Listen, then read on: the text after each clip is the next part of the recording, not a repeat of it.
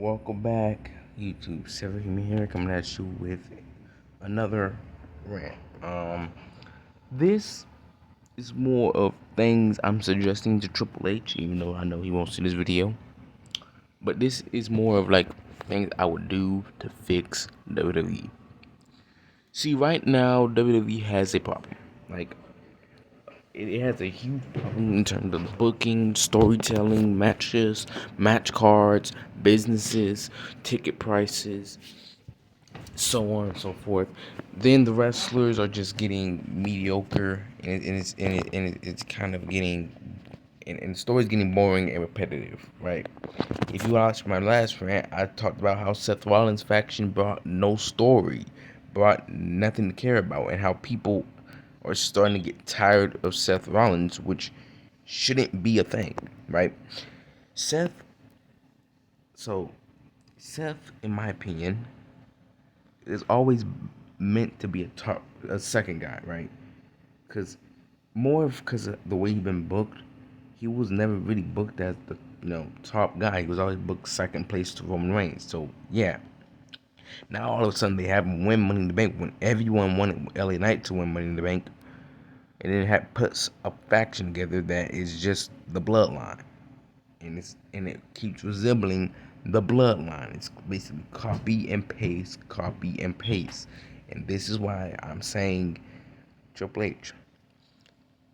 WWE is getting boring because you keep copying and pasting things. So let me go through that. I I get that this faction is supposed to be like, oh, these are the top guys, but like I don't feel that these are the top guys. Um, Yesterday, last night really, I was watching a podcast with T.O. Well, I wasn't on the podcast, but I was watching it. Let me find it real quick. It was a podcast with um hold on. It's called Oversputed by the Wrestle Spot. It had T.O. in there and some other guys in there. And one of those guys said that this faction, I think it was T.O. If you know T.O., he's like a huge Cody fanboy. That guy. And Jay Aries, shout out to them. He said I think it was him or Jay who said that this faction doesn't feel as dominant as the Bloodline did, or as other factions did, which made people take them serious. And I actually believe them. This faction, when I say it brings no story, it also feels nothing empowering. It just feels like Seth Rollins with henchmen, to be honest. And I'm being honest here. It's tiring, right? Because there's no reason why I'm caring about the new bloodline more than I'm caring about Seth's faction. It's no reason why Seth's faction feels like um feels like it's getting forced down our throats, and it shouldn't be forced, right? Now I'll get to the part where I'll be like, here's some things I would do to change WWE later down the video, but right now I'm just talking about the flaws in WWE. So yeah, and another thing I also said was Paul Heyman was doing nothing. And Paul Heyman, if you see this, you are on the creative team on Raw. You know that this you should know that this faction has people not caring about it. There's no reason why the Money in the Bank winner with two guys like Braun Breaker and Bronson wait Bronson Reed Braun Breaker and Bronson Reed. I got him confused with Braun Strowman for a second there. There's no reason why Seth Rollins, Braun Breaker, and Bronson Reed feels out of sync. There shouldn't be no reason. They should have a story. There's no story other than Seth Rollins with henchmen, and it's ruining both Braun Breaker and Bronson Reed in the long term. Because right now they could be doing things that could be elevating them. Instead, they're just Seth Rollins henchmen. And then it's just basically another copy and paste bloodline. And another thing is this faction is so similar to the bloodline that they just be like, oh, it's just like the bloodline. it's taking over WWE, and it's like I get that, but it's like there's got to be copy and paste. Can there not be no story? The Bloodline brought story. Another thing T.O. on the Wrestle Spot podcast had said was that Triple H can't book a new story if like without it being bad. He could book a story if it's already there, but he can't book a new story. And I actually believe him because you look at Roman Reigns and the Bloodline. Roman Reigns was in his peak 2020 to 2022, right? Well, like to 2022, yeah. And then when Triple H got full control, his title run started getting boring and bland. Well, it wasn't getting boring, but it was getting eh. And it was like until he lost to Cody Rhodes, people were actually getting tired of Roman Reigns. Like actually getting tired. I would say the closest thing, I would say probably at around post WrestleMania 39, people started getting tired of Roman Reigns. And that's due to Triple H's booking. Like, there's no reason why as soon as guy becomes a top star, he gets booked so wrong, right? And then it's like I said, it's copy and paste. Now let me show you something else that's copy and paste.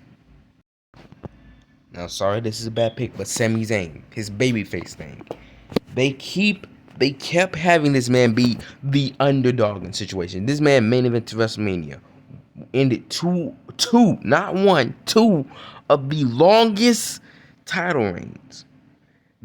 And then not only that, he took somebody else's spot. Sami Zayn caused Chad Gable to suffer. Because post WrestleMania, they could have had Sami Zayn beat Gunther and then lose to Chad Gable, and I would have been fine with that. Even though I think Chad Gable should just beat Gunther at WrestleMania 40, but whatever.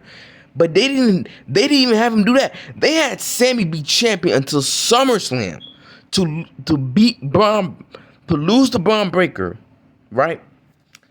And then Sami just goes on this whole underdog thing because he hasn't won the Warrior title. Mind you, he was a 3-time Intercontinental Champion. Jey Uso was Intercontinental Champion for 28 days. He won the Royal Rumble, fought Gunther, and tapped Gunther out in WrestleMania. You're telling me a 3-time Intercontinental Champion can't win a world title? But Jey Uso, how many title shots did Jey have before he won the title? Or won a world title? Like 4 or 5? 4 or 5. And then I get it. Okay, well, Sami Zayn's a babyface. He does not have to be the underdog.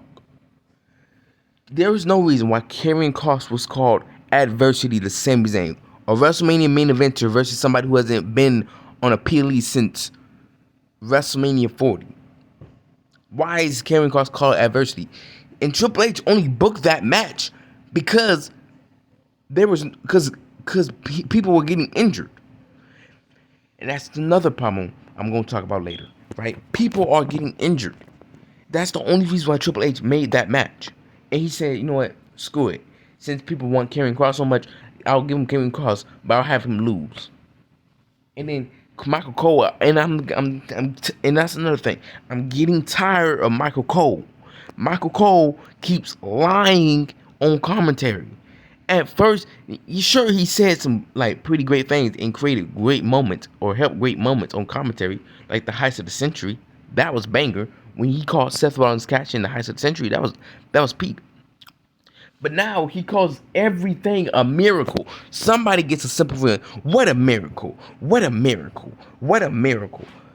Like, Cole, I know you're not going to see this, but if on a slight contrary you do, stop calling every win a miracle.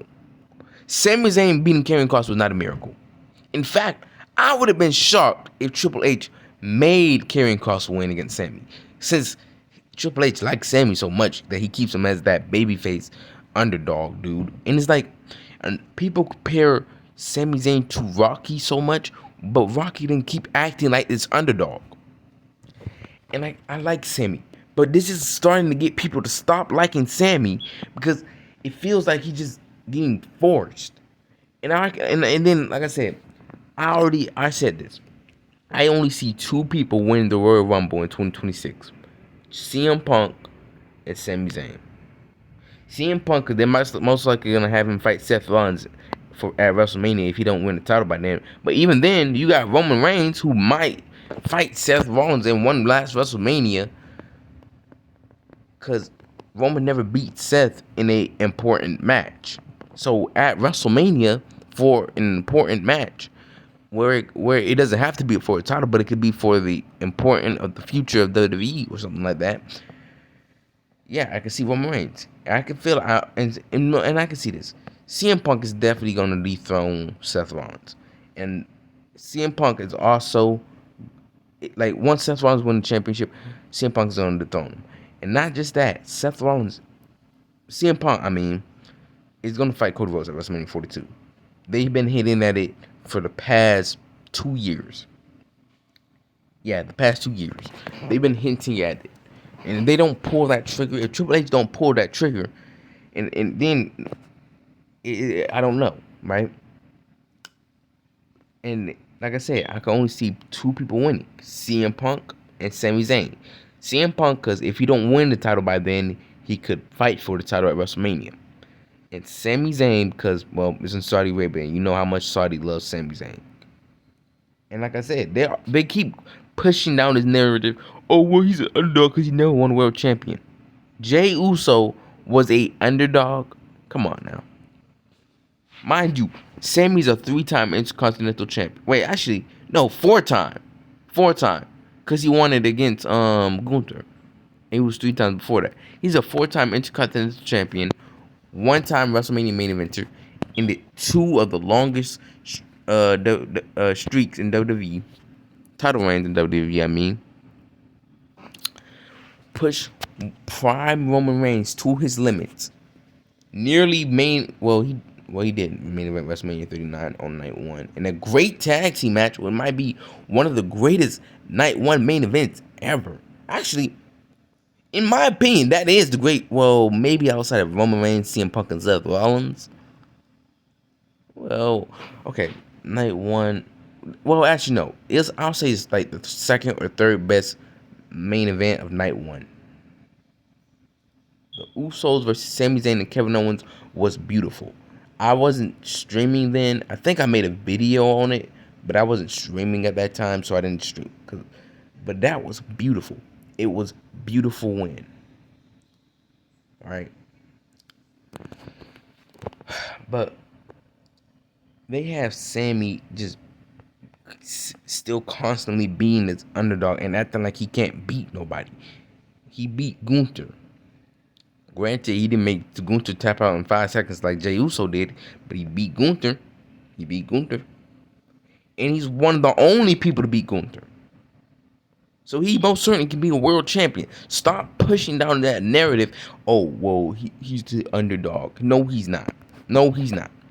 There are wrestlers who done way worse than Sami Zayn, and they still didn't act like no underdog. Stop calling Sami an underdog. Stop calling every one of his wins a miracle. It's not a miracle. Another thing I got to talk about, and it's more of concern, it hasn't happened yet, but it's more of concern. Ron Killings. Now, when Ron came back, he said put respect on his name. Guess what they're doing? They're still calling him R-Truth, and they're having him be this joking character again.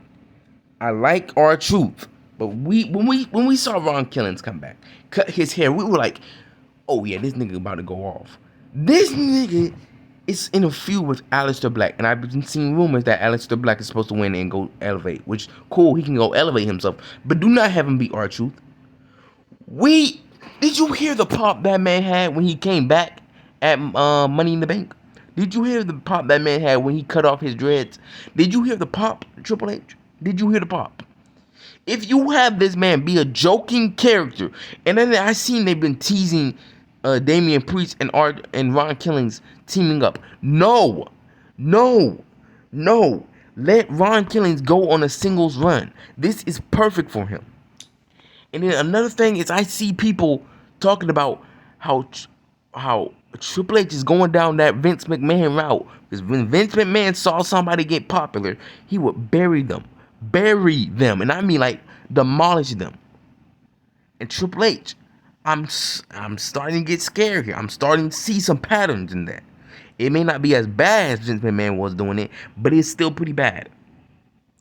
And I love R-Truth / Ron Killings. I love him to death. He's one of my favorite wrestlers. He's funny. He's the funniest wrestler in my opinion.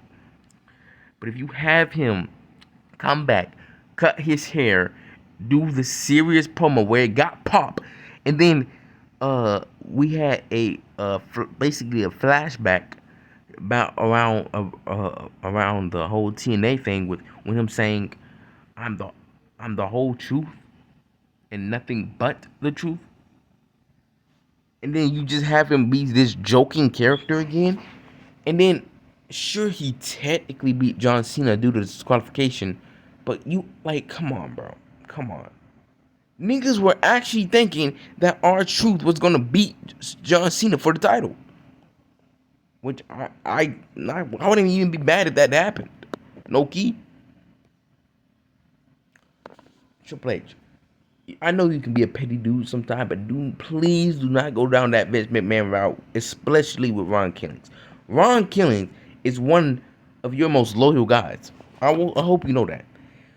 Triple H, when people are not watching that whole a whole hour of like Monday Night Raw or Friday Night SmackDown due to it just being consistent mid, guess who comes in? R-Truth. He puts in some good laughs. Like, there's times where I would stop what I'm doing to look at what R-Truth would say. Like, I would be on my phone, I would be doing the dishes, I'd be doing anything. But I would stop what I'm doing, go when I see R-Truth. And like I said, he had a huge pop. He basically had his own movement. Now, was it as big as Daniel Bryan Yes movement or Cody Rhodes or We Want Cody movement? No, it was nowhere near that big. But this man, if he hadn't come back, people for like, I'll say for months would keep chanting his name. It would have gotten so big till you couldn't ignore it. It got so big that you brought him back in a week or 2 weeks, I believe. I know you could be a petty dude, Triple H, but do not be that damn petty. Because I can guarantee you, it will turn against your favor. People will start calling you. People are already calling you a trash booker. I'm calling you a trash booker, and I was defending you before. If you bury R-Truth, I don't know. Another guy he buried though. Chad Gable. I feel so bad. Now they got Louis Kaiser doing the whole a grande Americano thing, which cool. Whatever gets him TV time because he wasn't even on TV for a long time. But Chad Gable should have been Intercontinental Champion, not Sammy. You just put that match on there so it'll be a bigger match. And it's like, Triple H, you completely demolished Chad Gable. Chad Gable fans been wanting to see Chad Gable be a champion for years. People literally thought of this man as the next Kurt Angle. And now he got nothing to show for it. He ain't won no singles title. Nothing to show for it. And not only that, he ain't the only one to not win a singles title. Hold on. Where is Jimmy Uso, Triple H? Where? Jimmy Uso was really about to win the United States title and you didn't give it to him. And not only was he not, like, his brother won the World Heavyweight Championship. And sure, he had a short title reign, but he won the World Heavyweight Championship. What has Jimmy been doing? Jimmy is, I like Jay, but Jimmy is better in ring and on the mic than Jay. Where's Jimmy, Triple H? Instead of just feuding with the bloodline, can he do something different? Can he win a title or something? Go for a title? Not just that. Not just him. Hold on. I know they want tag titles, But their heel run has been so consistently trash. The New Day's heel run was trash. It was so hyped when it began, and guess what? It went downhill immediately. And then they tried to push that narrative, oh, where there wasn't enough good tag teams on Raw. Triple H, whose fault is that? And people are saying there ain't no good tag teams. Austin Theory and Grayson Waller is pretty good. They just didn't get no TV time. The Creed brothers, the Creed brothers, they, in the beginning of the year, you would have seen me say that the Creed brothers got potential to become one of the best tag teams of the day. What have they been doing? The Viking Warriors, the Judgment Day, and the New Day are the only 3 tag teams fighting. There are other tag teams, and you're just not booking them, Triple H. You're not booking them. Sorry, really mad, but you're not booking them. The Creed brothers, Austin Theory, and Grayson Waller. Who else? Bronson Reed and Braun Breaker. You could have used them in the tag team scene instead of just using them as henchmen. Or you could have, or since the draft don't matter no more, get a nigga off of SmackDown and put him on Raw. Get niggas off SmackDown and put them on Raw. I guarantee you. Like, come on, bro. Come on. The heel, y'all saying that, oh yeah, there ain't no tag teams on Raw. There is. Triple H just not booking them. He got time to book Akira Tozawa versus Rusev. But he don't got time to book the tag team division for a tag team title? Come on, man. Shawn Michaels was able to book NXT, the tag team division as a whole. Put them in a 16-man tag match. I know there ain't that many tag teams on Raw, but come on. They could have literally done what they did with the women tag titles and put men from separate brands on there. Come on, man. Come on. And y'all talking about some. There ain't no. It's just Triple H doesn't book the New Day. He just books Viking Warriors versus Judgment Day versus New Day versus Viking Warriors for the tag titles, and it's been the same thing for months. And that's why the Raw tag titles had no prestige. It was R-Truth and The Miz, and we thought their tag title run was gonna be good. No, it wasn't good because there was no tag team. Because Triple H wasn't booking nothing. It was just mainly them versus Judgment Day. Then it was Judgment Day who didn't defend it. Then it was Viking Raiders, I believe. Wait, it was somebody else, and then the Viking Raiders, I believe. Not just that, Akira Tozawa and Otis.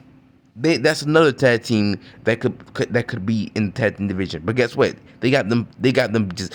Yay, they're just a joking good character. Come on, Triple H. You know better. And another thing about tag teams, these tag teams, the Street Profits, no tag team that's fighting for these belts, which people are actually caring about. DIY, Motor City Machine Guns, Street Profits, Wyatt, Fraxium, 5 tag teams. Not one time did they get put on the PLE. They're not even booked for SummerSlam. I get some time away. Y'all can at least book them for Saturday Night Main Event. And the last time they were booked was in the Royal Rumble, when it was DIY versus Motor City Machine Guns, which that match was But come on, Triple H. You're able to book the Raw Tag Team the World Tag Team titles on the PLE when it's just consistent trash, but you're not able to book Street Profits, DIY, Motor City Machine Guns. The Tonga Brothers, even though one of them is injured, the Tonga Brothers. These tag titles carried more prestige. Than most titles right now in WWE. Come on, man. Come on. It's just the lazy booking. The inconsistent booking. First thing first, there's no reason why a PLE is only having 4 matches. NXT has like 5-6 matches. You tell me NXT, a regular show of NXT, has more matches than a PLE? 4 matches, Triple H. 4. Why would I want to see 4 matches and it's usually the same guy? That's why people can't get over. Because it's usually the same guys. You have a whole division. You got multiple divisions. You got more championships than ever now, Triple H. And you're only booking 2 on not even that. You're not even booking 2 consistently. You're only booking John Cena and this. The women's, actually you're not even booking the women's world title either. All the women's titles are getting booked horribly, except for the women's intercontinental title. That's the only one. Tiffany Stratton hasn't defended her title before Nia Jax. She hasn't been defending her title since WrestleMania. Io Sky finally defending her title. Guess who she's going to defend it against? Rhea Ripley. How many times was Rhea Ripley in the title scene? Triple H. How many times? How many times? Come on. It's inconsistent. It's the same guys, and no, that's why people can't get over Triple H. That's why. And not just that. What else I have to talk about is the women's division. So let me go do that right quick. Again, Rhea Ripley versus Io Sky. I get it was probably gonna be Io Sky versus Liv Morgan, even though Liv Morgan also been in the title scene too much. But there's other women in the division: Stephanie Valkyrie, Roxanne Perez, who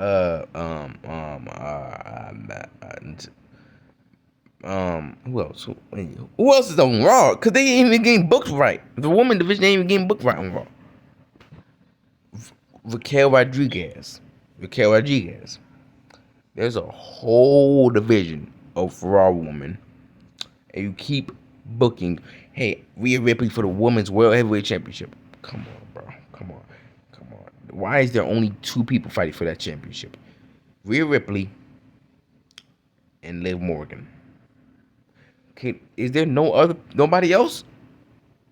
Becky Lynch, I get she's the women's intercontinental title champion. Lyra Valkyria, Bailey, whatever, right? You're able to book the women's intercontinental title better than the women's world title, Triple H. How? There is no reason why your world champions are getting booked worse than your mid-card champions. Your world champions are getting booked worse than just the average Joe. Why? Triple H, why? It's the same people in the main event scene. The same people. Io Sky was over. She was over before WrestleMania. She was more over than Rhea, I would argue. Guess what? They booked. They didn't even book her. I think the first time the last time we got her booked was her versus Stephanie Valkyrie, which was a good match, a damn good match. Speaking of, where is Stephanie Valkyrie? I want to see more Stephanie Valkyrie. She's definitely a future women's world champion. Come on, man. What are we doing here?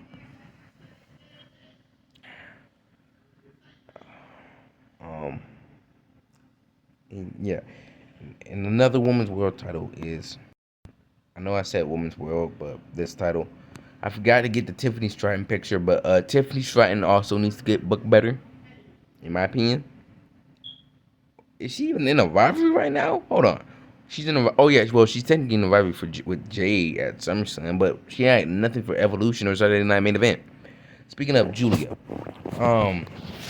this woman United States title is, I guess, it's getting some prestige. I'm glad Julia won it. Both Chelsea Green and Zelina Vega should have been booked better with these titles, but hey, at least Julia won it. But please give Julia an interesting challenge. Please do not have her lose it in like 2 months. Please give her. I'll say give her a 4-month title reign, and have her defend the title reign constantly. Because I'm being honest here, this woman United States title is bringing no prestige, nothing at all. It's just, oh, someone gets a new title, someone challenge for it, someone gets a new title. Please, just give us prestige, give us something. There's no reason why both your women's United States champion only defend like 2 or 3 times. Come on, bro. Come on. give us and you have. I think the SmackDown roster is bigger than Raw, so you have a higher chance of booking them. And if you didn't fire all your mid carders, Triple H, you could have had more of a prestige on these women divisions. No, like okay, I'm sorry I have the thing still there, but like we know this where this is going. This rivalry between Bailey that put Bailey in there, like the Lyon and Becky rivalry was pretty good. It was pretty good in my opinion. Bailey got put in there, which still pretty good, and then they just did a whole roll up thing and said, yeah, it's a draw, and I'm guessing it's just gonna be a triple threat at Evolution. We already know how that's gonna go. Becky's gonna retain, Carson and Lyra, and Bailey will be in a more rivalry. So we already know how that's gonna go. So I don't need to talk about the women's intercontinental title because that's the only title in the women's division that kind of feels important.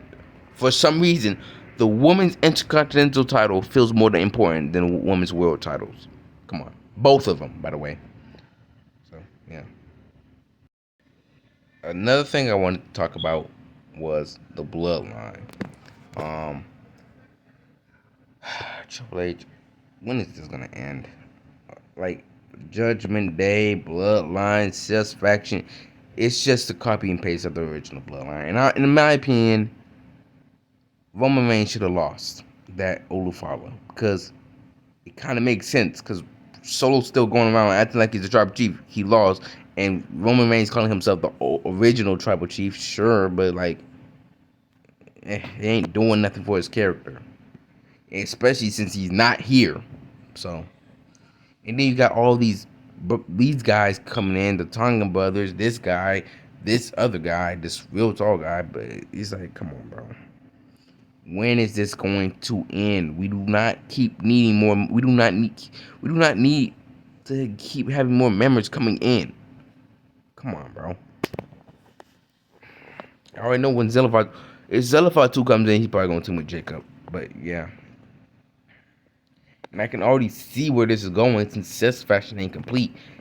It's just gonna be the new bloodline in in War Games, which fine, whatever. Another bloodline War Games. Speaking of bloodline, Jey Uso. I'm being honest here. When it comes to Jey Uso haters, I'm not a Jey Uso hater, but I'm starting to see why Jey Uso haters starting to dislike Jey Uso. Why was he running out in against Satisfaction?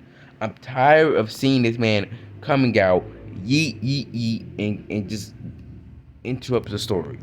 And we already know where this is going. We already know it's going to be Jay, Sammy, and Penta versus Bronson, Braun, and Seth.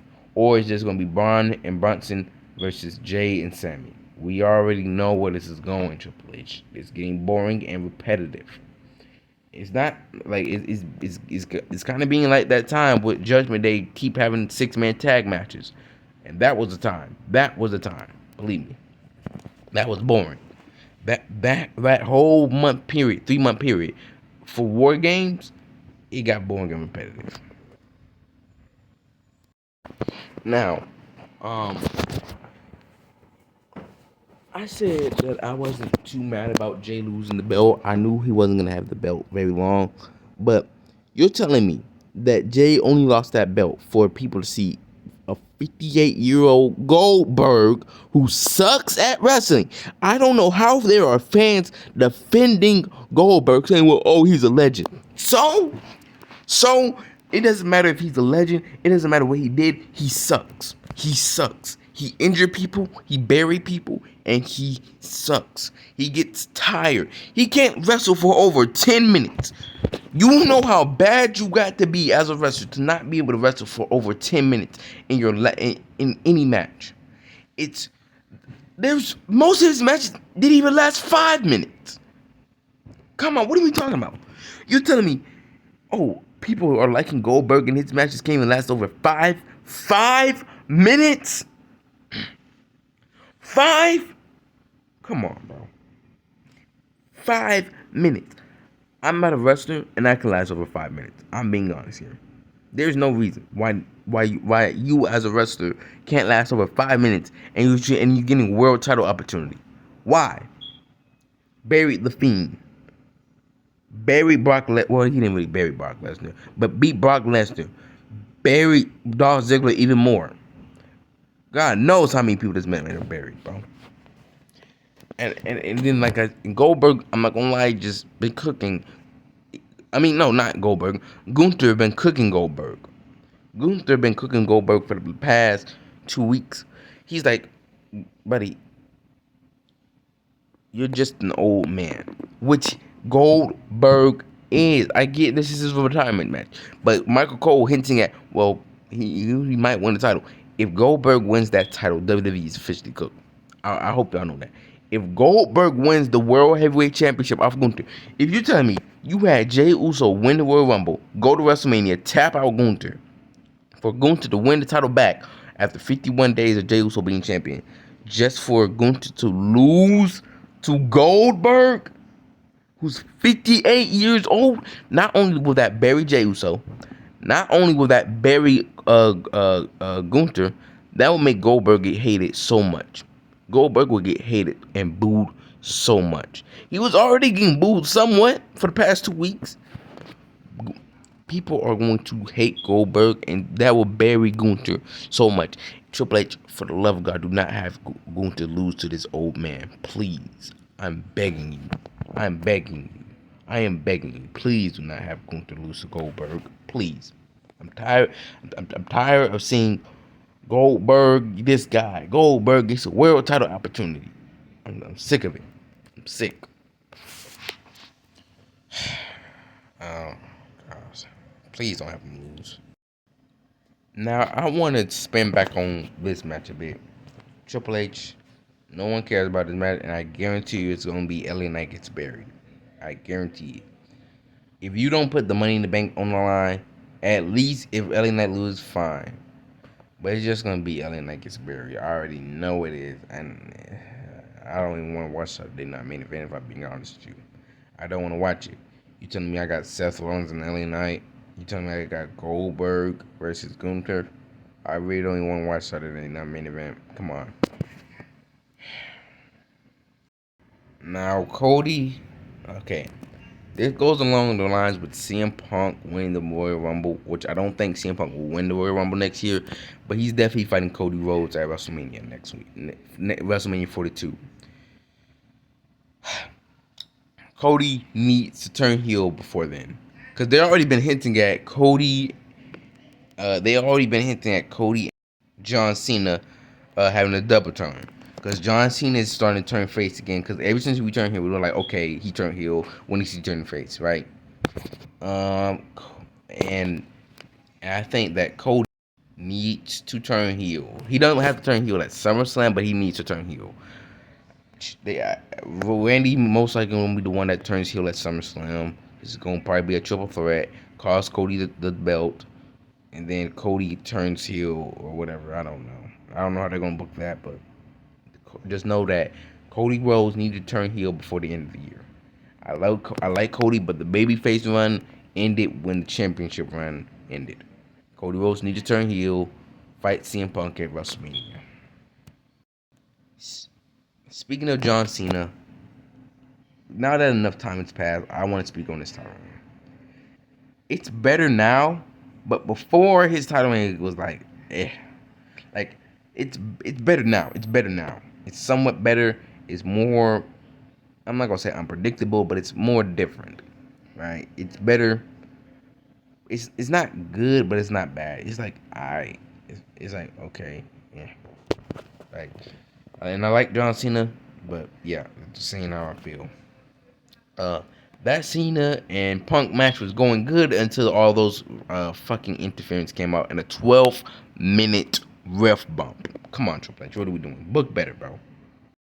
Now, after yapping for about 40 minutes, now time to talk about the original point of the video. How would I fix the WWE? Now, first, I was talking about business and then booking decisions. For the business, bring it down to ticket prices. Bring them down. I'm sick. I'm sick and tired of all these people having to complain about it. And the reason why they gotta complain is because these ticket prices are off the roof. There is no reason why your ticket prices are that high and your product is getting boring and repetitive. There's no reason for that, Triple H. Bring those ticket prices down. I get that TKO is like $3 billion in debt. That got nothing to do with WWE outside of it's in TKO. The WWE ain't in debt. TKO is in debt. TKO is having to survive off of WWE. And so they doing all these sponsorship things. They're doing all this, bringing the ticket prices up, and then having the same people be in the main event. Bring it down, please. And then now I'm gonna talk about, well, oh yeah, the sponsorships. Speaking of sponsorships, I I don't mind the sponsorships outside of the Slim Jim table thing, because it's like we're starting to get too many table spots. But I'm thinking they're starting to stop doing it, which thankfully.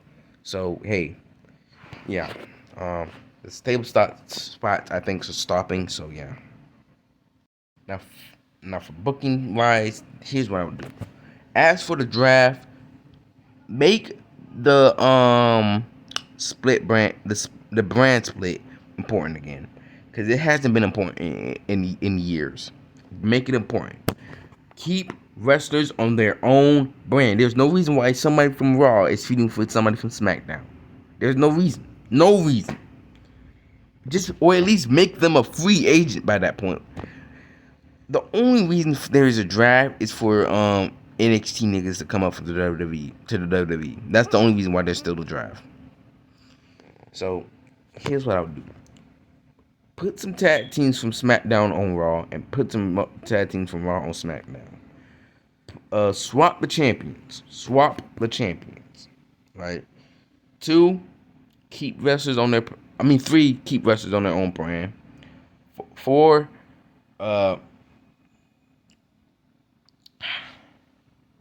make it to where they can trade in these brand splits. They can trade. If you want to put a rivalry, make it to where the GMs can trade wrestlers, right? That a wrestler that needs to go to SmackDown that's on Raw that needs to go to SmackDown, or a wrestler that's on SmackDown that needs to go to Raw. Trade, having them make it like a trade, like what the NFL or the NBA does when a team wants to trade somebody, you know. Have it be a trade instead of just be making them, oh, I'm just go to Raw. It's starting to get, because that's starting to get boring and repetitive, and it makes people stop caring about the draft. Because last year's draft was the worst draft in WWE history. That draft was horrible. It was horrible. So yeah. Another thing, make more matches than 4 or 5 matches. There's no reason for there to be 4 or 5 matches at a pay-per-view. Or, no, not a pay-per-view. Sorry, a PLE, Triple H. And then when you do that, stop making these things be a last-minute put-together thing. There's no reason why nobody's been talking about Evolution outside of the Rhea Ripley and Io Sky thing. Nobody's been talking about Evolution that much. And I'm actually looking forward to Evolution. Especially since I think they said a woman gets to fight the world champion after winning a battle royale or something. Which, okay, sure, but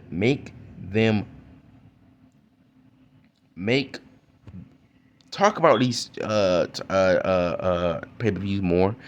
PLEs more, and stop putting things together last minute. Triple H, let there be a build up of things. Now, time for booking decisions. Okay, for booking decisions, here I'm gonna start with John Cena. John Cena, I think, is gonna turn face sometime after SummerSlam. Whether he loses the title at SummerSlam or sometime after SummerSlam, he's definitely gonna turn face. Here's how I would do it. John Cena is basically fighting more wrestlers, and like what he did with CM Punk, he's starting to listen to the fans more. He's like, wow, you know what I'm doing is selfish, you know, like the people in this business actually did things for me. And he actually becomes not a complete babyface like he was before, but becomes more of like where Roman Reigns is, an anti-hero, you know. And John Cena doesn't like necessarily cheat to win, or if he does, he doesn't cheat to win as much as he usually does. Have him turn face. I'll say because if he's retiring in December, I don't know how they're gonna do that, considering how he has like 16, 15 days left before he's gone. I don't know, so I don't know how they're gonna do that, but basically have him turn face. Have him turn face. If they're gonna do that, they're gonna have to do that like sometime after SummerSlam or during SummerSlam. So yeah. Now here is how I think Cody Rhodes should turn heel. Randy Orton cost Cody Rhodes the belt at SummerSlam. Well, I think SummerSlam might be the only pay-per-view where we're gonna see, or sorry, PLE is where we're gonna see two two cash-ins happening at once, right? Uh, have I feel like it's gonna probably be a triple threat at SummerSlam, or it's gonna be Randy Orton coming in and costing Cody Rhodes the match at SummerSlam, right?